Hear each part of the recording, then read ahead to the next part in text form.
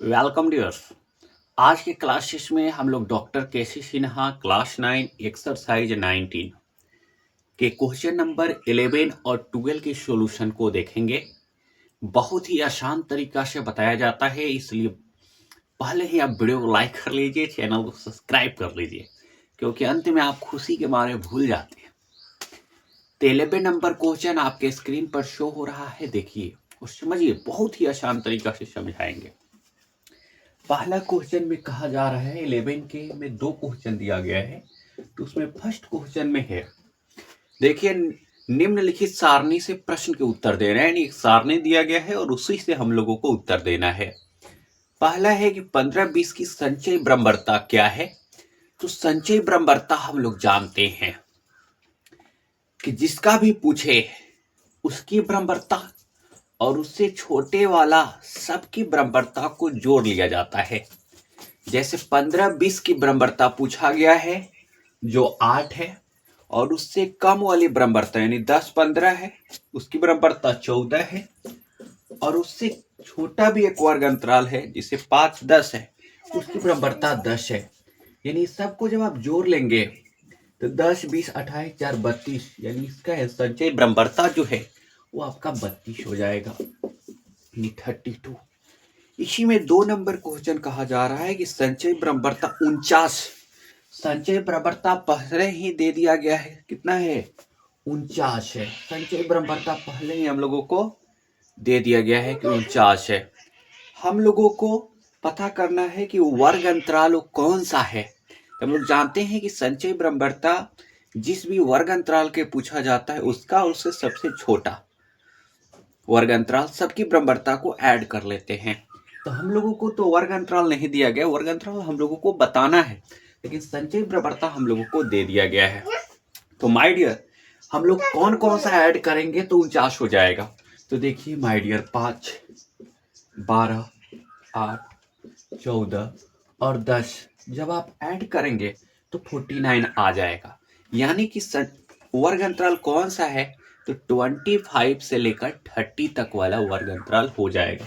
यानी इसका आंसर हो जाएगा 25 से 30। ठीक है, क्योंकि इसकी वर्ग अंतराल 5 है और उससे छोटा वाला सबका जब वर्ग अंतराल आप जोड़ेंगे 49 आ जाएगा।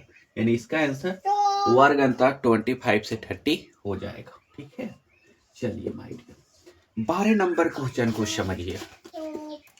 देखिए, किसी कक्षा के छात्रों द्वारा अंकों की बराबरता सारणी इस प्रकार है। ठीक है, पहला क्वेश्चन पूछा जा रहा है, कितने छात्र ने 40 से कम अंक प्राप्त किए हैं।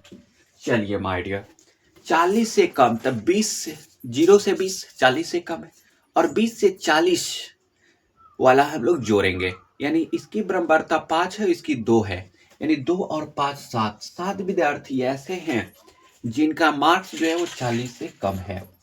ठीक है, चलिए 2 नंबर समझिए। 20 या 20 से अधिक अंक प्राप्त करने वाला, 20 और 20 से अधिक, तो 0 से 20 वाला नहीं लेते हैं। 20 से 40 है, 40 से 60, 60 से 80, 80 से 100 वाला हम लोग जोड़ेंगे, क्योंकि 20 कह रहा है, 20 से अधिक कह रहा है। तो 5 और 13 हो जाएगा 18, 2 20, 10 30 और 3 33, यानी 33 जो है इसका आंसर आपका हो जाएगा। 5, 13, 12 और 3 जोड़ लेंगे, बराबरता।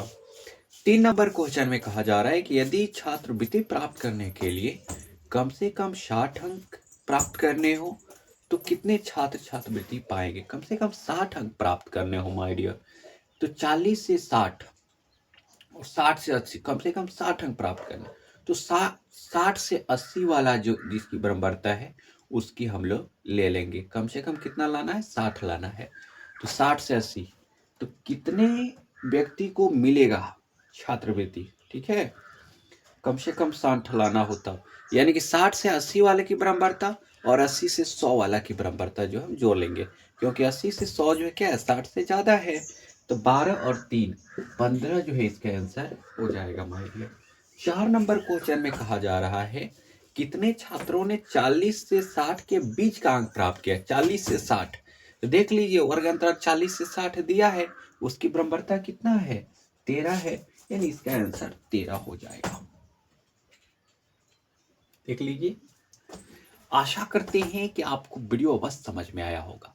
माय डियर, वीडियो को लाइक कर लीजिए, चैनल को सब्सक्राइब कर लीजिए।